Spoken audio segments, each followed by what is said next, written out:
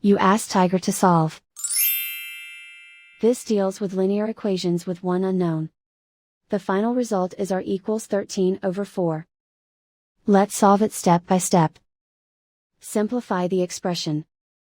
Expand the parentheses. Simplify the arithmetic.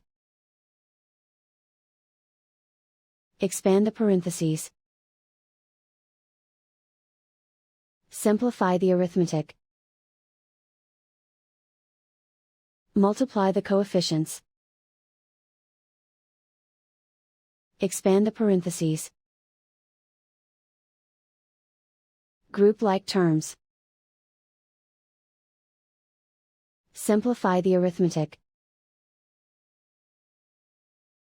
Swap sides.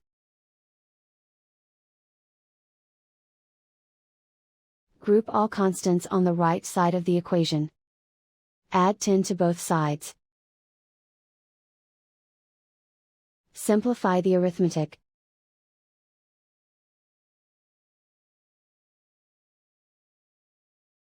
Isolate the r. Divide both sides by 24. Simplify the fraction.